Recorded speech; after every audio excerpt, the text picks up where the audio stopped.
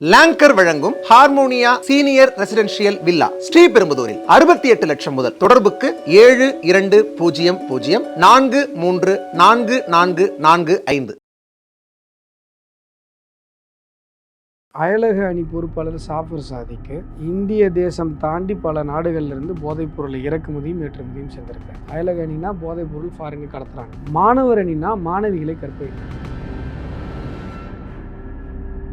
நான் அதை பிரின்ஸிபல்கிட்ட போட்டு காட்டுவேன், உனக்கு டிசி கொடுக்க வைப்பேன் அப்படிங்கிறாரு. அப்போது அந்த பிரின்ஸிபலுக்கும் இந்த குற்றவாளிக்கும் என்ன தொடர்பு? ஒரு குற்றவாளிக்கு காலேஜ் பிரின்ஸிபலில் கூட ஒரு அக்சஸ் இருக்குது அப்படின்னு சொன்னால் அது எப்படி நம்மளால் அந்த லாஜிக்கை பொறுத்து பார்க்க முடியும்? அப்போது அவர் சார்னு பேசின அந்த சார் யார்? அவர் ஏன் இன்னும் கைது செய்யப்படலை?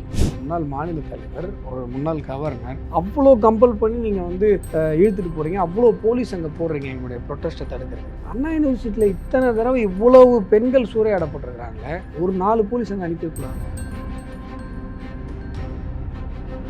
என்னிடம் பேசிய காவல்துறை அதிகாரி சொன்னது, காமனாக ஒரு ஃபோன் நம்பர் கொடுத்து இந்த ஞானசேகரனால் பாதிக்கப்பட்ட பெண்கள், இந்த டீம், அந்த சோ கால்டு அந்த சார் இருக்கான் பாரு, அவன் இந்த குரூப்பால் பாதிக்கப்பட்டவங்க இந்த எண்ணில் புகார் கொடுங்க, உங்களுடைய தகவல்கள் ரகசியமாக இருக்கும்னு சொன்னால் குறைந்தபட்சம் 100 பேராவது புகார் கொடுப்பாங்கன்னு சொல்கிறாங்க. அவ்வளோ பேர் பாதிக்கப்பட்டிருப்பதாக தகவல் வருகிறது.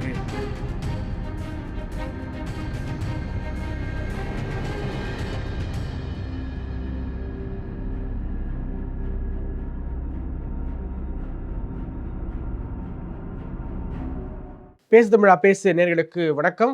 இன்று மீண்டும் நம்மோடு இணைந்திருக்கிறார் பாஜகவினுடைய மாநில செயலாளர் திரு அஸ்வத்தாமன் அவர்கள். அவர் வரவேற்போம். வணக்கம் சார். வணக்கம் சார்.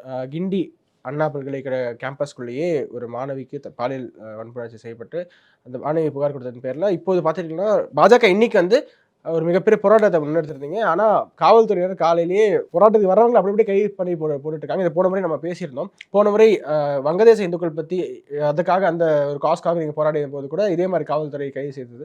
தொடர்ச்சியாக பாஜக போராடினாலே கைது என்று ஒரு டெம்ப்ளேட்டாகவே இருக்கும் சார். கடந்த 3 ஆண்டுகளாகவே, சரியாக சொல்லணும்னா 2 வருஷமாக, முதல் 1 வருஷம் பல போராட்டங்களை நடத்தினோம். அடுத்த கடைசியாக 2 வருஷத்தில் எங்களை ஒரு போராட்டத்தையும் நடத்த விட மாட்டாங்க. நாங்கள் போராட்டமுக்கு அனுமதி கேட்டால் கொடுக்கறதில்ல, கொடுத்துட்டு அதுக்கப்புறம் அனுமதி மறுக்கப்படுகிறது. ஒரு இடத்துல அனுமதி மறுக்கப்பட்டு போராட்டம் நடக்குது அப்படின்னு சொன்னால் ஒரு 100 பேர், 200 பேர், 500 பேர் எவ்வளோ அந்த போராட்டத்துக்கு வராங்களோ அவங்க கூடுவாங்க, ஒரு கண்டன உரை ஆற்றுவாங்க, அதுக்கப்புறம் பஸ் எடுத்துகிட்டு போலீஸ் கைது செய்வாங்க. இதுதான் காலாகாலமாக தமிழகத்தில் இருக்கிற நடைமுறை. நாங்கள் 10 மணிக்கு போராட்டம் அறிவிக்கிறோம் அப்படின்னா போலீஸ் காலைல 5 மணிக்கெலாம் பாயப்பட்டு பத்துருது. 2 பேர் அந்த ஏதாவது செட்டப் பண்ணுவாங்கள்ல, அவங்கள தூக்கி முதல்ல ஏற்றுரு. அடுத்து ஒரு 4 பேர், எல்லாம் 10 மணினா 10 மணிக்கே எல்லாம் வரமாட்டாங்கல்ல, 9 மணிக்கு வருவாங்க, 9:30 வருவாங்க, 10:30 வருவாங்க, இப்படி தானே வருவாங்க. 2 பேர் வர வர வர வர வர வர அப்படியே அரெஸ்ட் பண்ணிடுறது. இப்படிப்பட்ட ஒரு கேவலமான மாடல் தமிழகத்தில் இதற்கு முன்பு எந்த ஆட்சியிலையுமே கிடையாது. இதற்கு முந்தைய திமுக ஆட்சியில் கூட கிடையாது. இப்படி தான் பண்ணுறாங்க. பட் இப்பொழுது நடந்திருக்கிற இந்த கொடூரமான சம்பவம் இதற்கு முன்பாக தமிழகத்தில் வேறு எங்குமே நம்ம கேள்விப்படாத ஒரு துயர சம்பவம், மனசு பதபதைக்கிற ஒரு சம்பவம். ஏன் அப்படின்னா, அண்ணா பல்கலைக்கழகத்தில் ஒரு குழந்தைக்கு, ஒரு பெண் குழந்தைக்கு இல்லை ஒரு பையனுக்கு சீட்டு கிடைக்கணும் அப்படின்னு சொன்னால் அவங்க உச்சபட்ச மதிப்பெண் எடுத்த மாணவர்களுக்கு தான் அங்கே சீட்டே கிடைக்கும். ஹை மார்க், நல்ல பர்சன்டேஜ் இருக்கவங்களுக்கு தான், எந்த ரிசர்வேஷனாக இருந்தாலும் அந்த ரிசர்வேஷனில் அவங்க ஹை பர்சன்டேஜ் எடுத்தவங்களுக்கு மட்டும்தான் அண்ணா யூனிவர்சிட்டி பல்கலைக்கழகத்துக்குள்ளே சீட்டு கிடைக்கும். அப்போது அவ்வளவு தூரம் மார்க் எடுத்து படிக்கிற பசங்க இப்படி பாலியல் சித்திரவதைகளுக்கு தொடர்ந்து ஆளாக்கப்பட்டு கொண்டிருந்தார்கள். அப்படிங்கிறது தான் இங்கே மிகப்பெரிய முகத்தில் அறைந்தார் போல் பெண்களை பெற்ற பெண் குழந்தைகளை பெற்ற அனைத்து பெற்றோர்களையும் பதைக்க செய்கிற ஒரு மிக துயரமான ஒரு செய்தி. இப்போ அந்த ஞானசேகரன் திமுக மாணவர் அணி பொறுப்பில் இருக்கிற பொறுப்பில் இருக்கிற அந்த நபர், அவருடைய டீட்டெயில் எல்லாம் நான் எடுத்து போட்டிருக்கேன். பிரியாணி கடை வச்சிருக்கிறாரு, சொந்தமாக கார் இருக்குது, குண்டர் சட்டத்தில் கைது செய்யணும்னு கூட நீங்கள். ஆமாம், ஏற்கனவே அவர் மேலே இதே மாதிரி ஒரு வீட்டை விடுத்து திருடிய வழக்கு இருக்கிறது. பெண்களுக்கு இதே மாதிரி பாலியல் தொல்லை கொடுத்த பல வழக்குகள் நிலுவையில் இருக்கிறது. 2011 எஃப்ஐஆர் இருக்குது. ஏன் குண்டாஸ் போடல? இப்போ நீ 2 ட்விட்டு நீ ஸ்டாலினுக்கு எதிராக நீ போட்டினா உன் மேலே குண்டாஸ் போட்டுருவாங்க. சோஷியல் மீடியா பதிவுகளுக்கெல்லாம் வழக்குகள் பாய்கிறது. குண்டர் சட்டம் பாய்கிறது. ஆனால் இது மாதிரி பாலியல் வழக்குகளில் பெண்களுக்கு தொடர்ந்து வன்முறையில் ஈடுபட்டவங்க, திருட்டு வழக்கு, கொள்ளை வழக்கு இருக்கிற அந்த திமுகவினுடைய மாணவர் அணி பொறுப்பாளர் மீது ஏன் குண்டர் சட்டம் இதுவரை போடப்படவில்லை அப்படிங்கிறது ஒரு $1 மில்லியன் கேள்வியாக இருக்குது. திமுக காரனால தான்.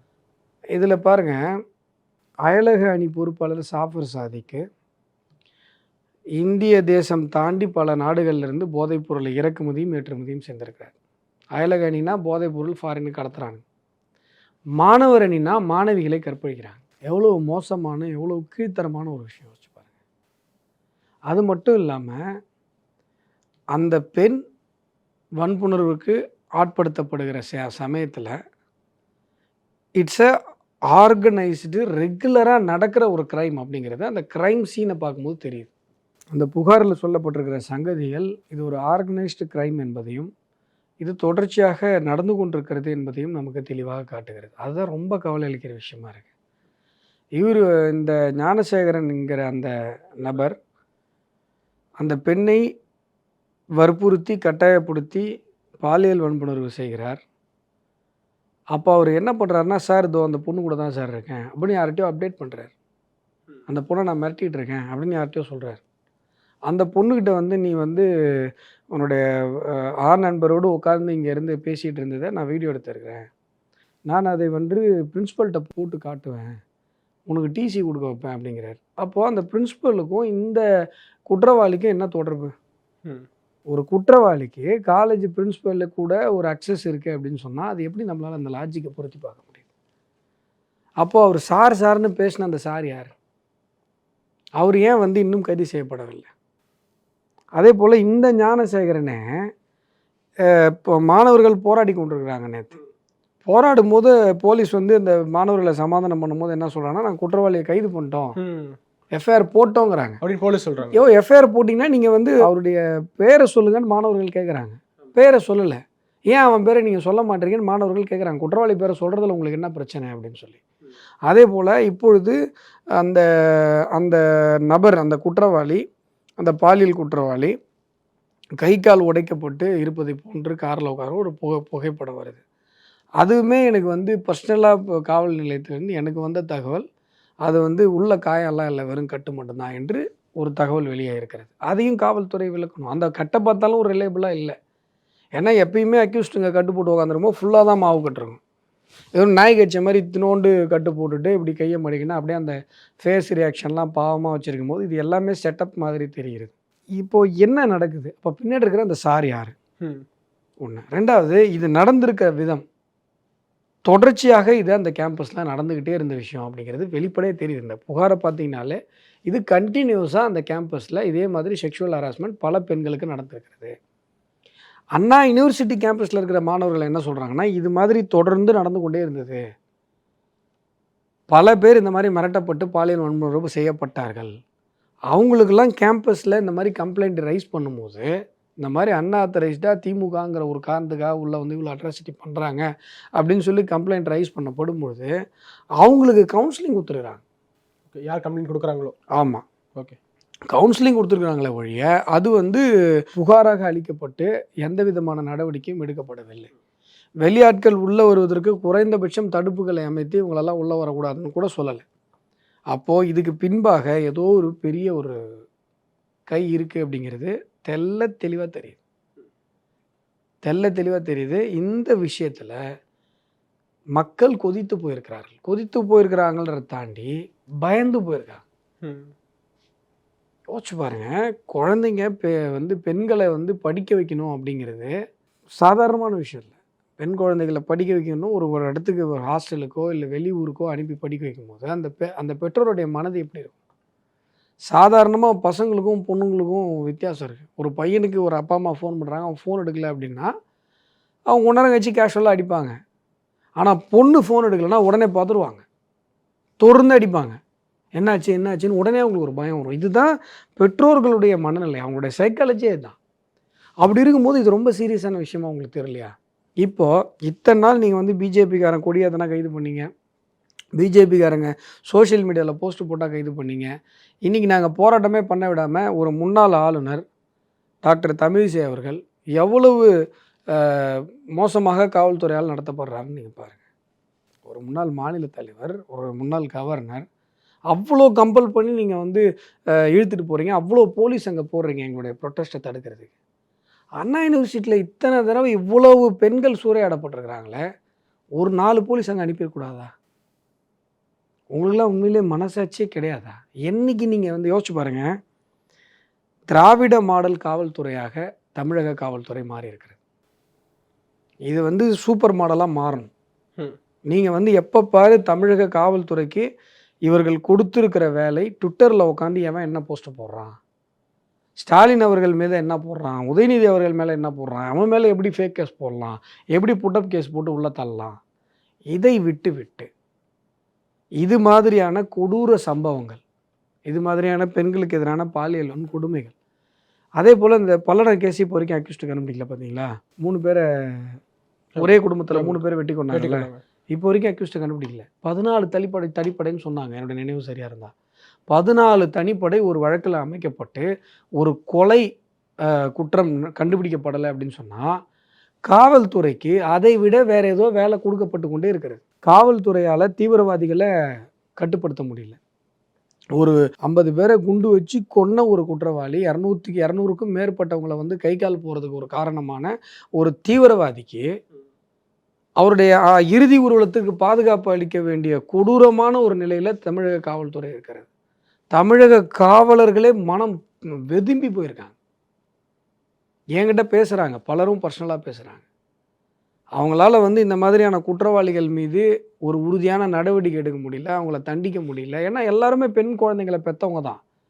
ஒரு காவல் அதிகாரி ஒரு ஒரு பெற்றோர் தானே, அவருக்கும் அந்த மனசு உறுத்தம் இல்லை, மனசாட்சி உறுத்தம் இல்லை. இது மாதிரி தொடர்ந்து ஒரு பாலியல் வன்புணர்வு, அதுவும் அண்ணா யூனிவர்சிட்டியில். அப்போ மற்ற காலேஜஸோட நிலைமை என்ன? அண்ணா யூனிவர்சிட்டியோட கண்ட்ரோலில் இருக்கிற மற்ற சின்ன சின்ன கிராமங்களில் இல்லை சின்ன சின்ன சிறிய ஊர்களில் இருக்கிற மாவட்டங்கள் முழுதும் இருக்கிற கல்லூரிகளில் நிலைமை என்ன? இது வந்து ஹை இம்பார்ட்டன்ஸ் இருக்கிற ஒரு சொல்கிறது புவியியல் சார்பான ஒரு ரொம்ப இம்பார்ட்டண்ட்டான ஒரு ஏரியா, ரொம்ப ரொம்ப முக்கியமான ஒரு ஏரியா அண்ணா யூனிவர்சிட்டி இருக்கிறது. ஒரு ஹார்ட் பிளேஸ். அங்கே இவ்வளவு பெரிய ஒரு பாலியல் வன்முறைகள், அத்துமீறல்கள், வன்முறைகள் நடந்திருக்கிறது அப்படின்னு சொன்னால், தமிழகம் முழுவதும் இருக்கிற மற்ற கல்லூரிகளில் நிலைமை என்ன? இங்கேயே எப்படின்னா மற்ற கல்லூரிகளில் எப்படின்ட்டு சென்னையில் எது நடந்தாலும் உடனே தெரிஞ்சிடும்.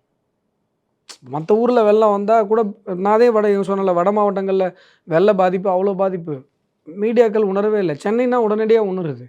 சென்னையில் எது நடந்தாலும் உடனே நியூஸு. அப்படிப்பட்ட சென்னையுடைய சென்ட்ரலில் இருக்கிற ஒரு இன்னும் சொல்ல போனால் பாரத தேசம் அளவில் புகழ்பெற்ற ஒரு யூனிவர்சிட்டியில் இப்படிப்பட்ட ஒரு அத்துமீறல் தொடர்ந்து நடந்துகிட்ருக்கு. ஒரே கேள்வி தான் தமிழகத்தில், யார் அந்த சார்? அவன் வந்து யார்கிட்ட ஃபோனில் பேசினான், அப்டேட் பண்ணுறான், ரன்னிங் கமெண்ட்ரி கொடுக்குறான். நீங்கள் இந்த பொள்ளாச்சி அதெல்லாம் பேசுனீங்களா, அதெல்லாம் விட 100 மடங்கு சீரியஸான விஷயம் இது. அதெல்லாம் விட 100 மடங்கு ரொம்ப ரொம்ப சீரியஸான விஷயம். ஏன்னா இங்கே இருக்கிற மாணவர்கள் அத்தனை பேருமே தமிழகத்தின் உயர் மதிப்பெண்கள் பெற்ற மாணவர்கள். அதை நீங்கள் மனசில் வச்சுக்கணும். அவர்கள் பாதிக்கப்பட்டிருக்கிறார்கள். தமிழகத்தில் உயர்ந்த மதிப்பெண்கள் பெற்று அவங்க நாளைக்கு படிப்பை முடிச்சுட்டு ஒரு மிகப்பெரிய அளவில் மிகப்பெரிய இடத்துக்கு போக வேண்டியவங்க பாலியல் ரீதியாக துன்புறுத்தப்பட்டிருக்கிறார்கள். இந்த பெண் வந்து தைரியமாக குரல் கொடுத்தனால இந்த விஷயம் வெளில வந்துச்சு. இந்த பெண் தைரியமாக வெளில வந்து குரல் கொடுக்காமல் இருந்திருந்தால் இன்னும் பல பேர் அதே போல் இந்த மாதிரியான கொடூரமானவங்களால் பாழ்படுத்தப்பட்டிருப்பாங்களா, பட்டிருக்க மாட்டாங்க. இது யோசிச்சுவா. இப்போ இந்த இடத்துல அண்ணாமலை அவர்கள் இப்போ ஒரு போஸ்ட் போட்டிருக்காரு, ஷேமான் ஸ்டாலின் அப்படின்னு ஒரு போர்டு வச்சு நிற்கிற மாதிரி. இன்னும் ஷேமான் ஸ்டாலின் அப்படிங்கிற ஹேஷ்டாக் ட்ரெண்ட் இருக்குது. அதுக்கு திமுக என்ன சொல்கிறாங்கன்னா, எல்லாத்துக்கும் முதல்வரை சொல்லாதீங்க, இதை கேட்டாலும் உங்களுக்கு நான் என்ன சொல்கிறேங்க, வேங்க வயலில் முதல்வரை சொல்லக்கூடாது. பல்லடத்தில் இந்த மாதிரி வந்து 3 பேர் ஒரே குடும்பத்தில் வெட்டி கொல்லப்பட்டாங்க, முதலமைச்சரை சொல்லக்கூடாது. நீங்கள் கடந்த ஒரு மாதத்தில் மட்டும் என்ன நடந்திருக்குன்னு பாருங்கள். 2 இடங்களில் கோர்ட்டுக்குள்ளே பூந்து, ஒரு இடத்துல கோர்ட்டுக்கு வந்த ஒருத்தனும் இன்னொரு இடத்துல அட்வொகேட்டும் வெட்டி கொல்லப்பட்டாங்க கோர்ட்டில். சரியா? ஹாஸ்பிட்டலில் பூந்து டாக்டரை வெட்டுறாங்க, ஸ்கூலில் பூந்து டீச்சரை வெட்டுறாங்க. இதெல்லாம் சமீபத்திய நிகழ்வுகள் மட்டும் நான் சொல்கிறது. இது இல்லாமல் 2-3 வருஷத்தில் நடந்த லாக்அப் டெத்தாக இருக்கட்டும். இப்போ சென்னையை மட்டும் நான் சொல்கிறேன், 3 சம்பவங்கள். இப்போ இந்த அண்ணா யூனிவர்சிட்டி சம்பவமா, அதற்கு முன்பாக மனநிலையம் பாதிக்கப்பட்ட பெண் ஒருவர் பாலியல் வன்புணர்வு செய்யப்பட்டாருன்னு ஒரு வழக்கு ஞாபகம் வந்துருங்களா? அந்த சம்பவம் நடந்ததுங்களா? அதற்கு முன்பாக கட்டிட தொழிலாளி ஒருவரது பெண் குழந்தை 10 வயசுன்னு நினைக்கிறேன், அந்த குழந்தை பாலியல் வன்புணர்வு செய்யப்படுறாங்க. அந்த பெற்றோர் வந்து காவல் நிலையத்தில் போய் புகார் கொடுக்குறாங்க. காவல் ஆய்வாளர் குற்றம் செய்தவர் மீது நடவடிக்கை எடுக்காமல் அவங்களுக்கு ஃபேவராக இருந்து கம்ப்ளைண்ட் கொடுத்த பெற்றோரை நிறுவனப்படுத்தி தாக்குறாங்க. அந்த பெற்றோர் இந்த வழக்கை சிபிஐக்கு மாற்றுங்க அப்படின்னு சொல்லி உயர்நீதிமன்றத்தை நாடும்பொழுது, இல்லை இந்த கேஸை சிபிஐக்கு மாற்றவே கூடாதுன்னு சொல்லி இவங்க வந்து தமிழக காவல்துறை ஃபைட் பண்ணுது. உயர்நீதிமன்றம் தன்னுடைய மிகப்பெரிய அதிருப்தியையும் வேதனையும் வெளிப்படுத்தி, எப்படி தமிழக காவல்துறை இவ்வளவு மோசமாக செயல்படலாம்? நீங்கள் வந்து கம்ப்ளைண்ட் ஒரு பெண் குழந்தைய பாலியல் வன்புணர்வு செய்திருக்காங்கன்னு கம்ப்ளைண்ட் பண்ண வந்த பெற்றோர்களை தாக்கக்கூடிய அளவிற்கு எப்படி இவ்வளவு மோசமாக போயிருக்கிறது என்பதை மிகப்பெரிய கண்டனங்களை பதிவு செய்து அந்த வழக்கை சிபிஐக்கு மாற்றிருக்கு.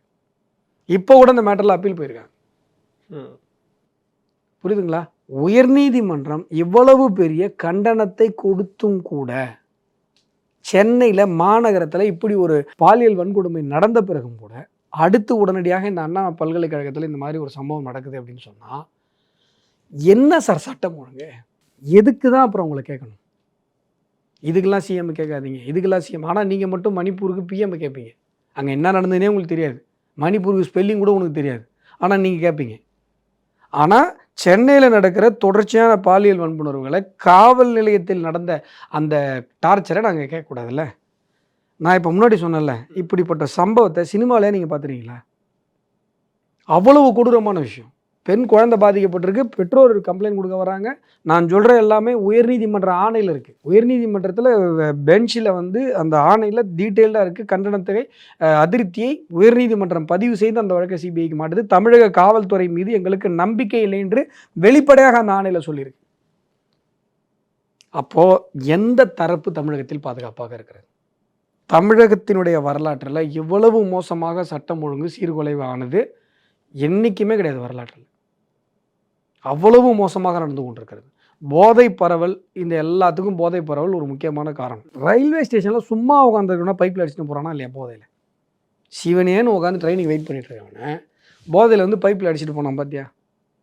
ஸ்டூடெண்ட்ஸ், கல்லூரி மாணவர்கள் அத்தனை பேருக்கு எப்படி இவ்வளோ போதைப் பொருள் கிடைக்குது?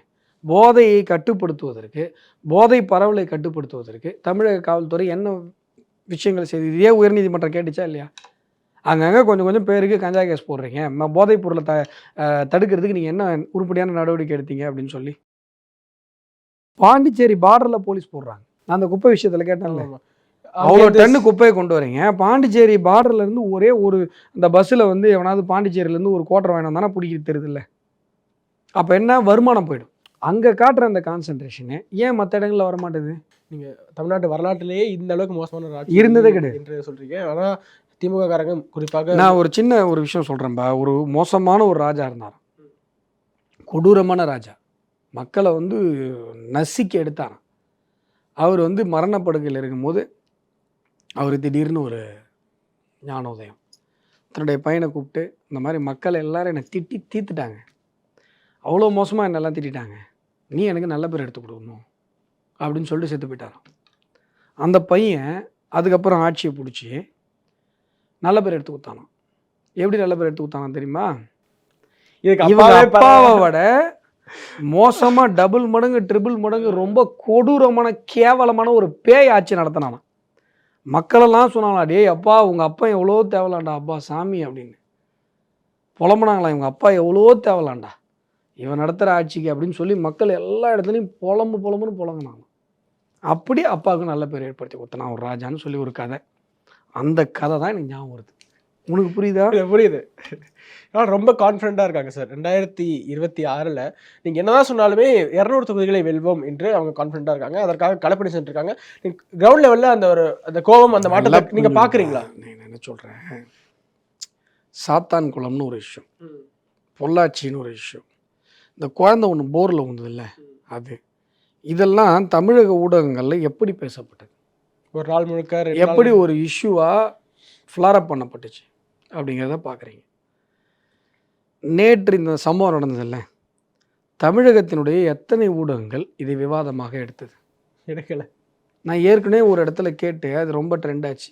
நியூட்ரலாக நடிக்க கூட மாட்டீங்கல்ல, நியூட்ரலாக நடிக்க கூட மாட்டீங்கல்ல, அட்லீஸ்ட் காட்டிக்கலாம்ல. நீங்கள் நியூட்ரல் இல்லை, நியூட்ரலாக காட்டிக்கலாம்ல, நடிக்கலாம்ல. திமுகவினுடைய இந்த கான்ஃபிடென்ட்டுக்கு காரணம் ஊடகங்கள் பலவற்றையும் அவர்கள் வளைத்து வைத்திருப்பதாக நினைக்கிறார்கள். நான் தான் ஏற்கனவே சொல்கிறேனே, கருணாநிதி அவர்களுடைய ஆட்சி காலத்தில் கூட ஊடகங்கள் இவ்வளவு தூரம் வளைக்கப்படவில்லை, இவ்வளவு தூரம் அழுத்தம் கொடுக்கப்படவில்லை. இதுவுமே ஊடக நண்பர்களின் இடம் வெளிப்படுத்துகிற ஆதங்கம் தான். நான் காவல்துறையினருடைய ஆதங்கத்தை வெளிப்படுத்துகிறேன், ஊடக நண்பர்களுடைய ஆதங்கத்தை வெளிப்படுத்துகிறேன். பலரும் என்கிட்ட பேசுகிறாங்க, ரிப்போர்ட்டர்ஸா இல்லை மேனேஜ்மெண்ட்டா? எல்லாருமே பேசுகிறாங்க. எல்லாருக்கும் அழுத்தம் இருக்கிறது, எல்லோருக்கும் மிகப்பெரிய ஒரு ப்ரெஷர் கிரியேட் பண்ணப்படுது. ஆகையால் அவங்களால இந்த விஷயங்கள் எல்லாத்தையும் எடுத்து மக்களுக்கு சொல்ல முடியல. ஆனால் எல்லாத்துக்கும் சேச்சுரேஷன் பாயிண்ட் ஒன்று இருக்கும். நீங்கள் என்ன தான் ஊடகங்களை வந்து நாங்கள் வந்து வளைச்சிட்டோம், ஊடகங்கள் எதுவுமே எல்லாத்தையும் நாங்கள் கண்ட்ரோல்களை கொண்டு வந்துட்டோம்னு சொன்னாலும் கண்டிப்பாக மக்கள் உணர்ந்து கொண்டிருக்கிறார்கள். ஏன்னா அங்கே ஒன்றும் இங்கே ஒன்றுமா நடக்கலை, தமிழகம் முழுவதும் பரவலாக பிரச்சனை இருக்கிறது. நீங்கள் சாத்தனூர் டேமை திறந்து விட்டு மக்களை வஞ்சிச்சிங்க. அந்த மக்கள் நீங்கள் இனிமேல் எவ்வளோ ரூபா கொடுத்தாலும் உங்களுக்கு ஓட்டு போட மாட்டாங்க. ஏன்னா அந்த பாதிப்பில் நீங்கள் எள்ளி நகையானீங்க பார்த்தீங்களா, அந்த வலி அந்த மக்களுக்கு இருக்கிறது. இதே போல் இந்த போதைப் பொருள் பிரச்சனையில் தமிழகம் முழுவதும் பாதிக்கப்பட்டிருக்கிறது. எல்லா வீடுகளிலும் இளைஞர்கள் வந்து போதை பழக்கத்திற்கு ஒன்று அடிமையாக இருக்காங்க, இல்லைன்னா அடிமையாயிருவாங்களோன்ற பயத்தில் பெற்றோர்கள் இருக்காங்க. இதற்கு முன்பாக இவ்வளவு போதைப் பொருள் பரவல் தமிழகத்தில் இல்லை. போதைப் பொருள் பரவல் ஒரு புறம், அதை தொடர்ச்சியாக சட்டம் ஒழுங்கு பிரச்சனை ஒரு புறம். எங்கேயுமே மக்களுக்கு பாதுகாப்பு இல்லை. ரோட்டில், வீட்டில், கோர்ட்டில், போலீஸ் ஸ்டேஷனில், ஸ்கூலில், ஹாஸ்பிட்டலில் எங்குமே வன்முறையிலிருந்து மக்களுக்கு பாதுகாப்பு இல்லை. இது நீங்கள் ஊடகங்கள் சொல்லவே தேவையில்ல, மக்கள் இப்போ உணர்ந்து பார்க்குறாங்களே, ஃபேஸ் பண்ணுறோமே நாங்கள். நீங்கள் சொன்னால் என்ன சொல்லாடி நான் வழி நாங்கள் பார்க்குறோம்ல.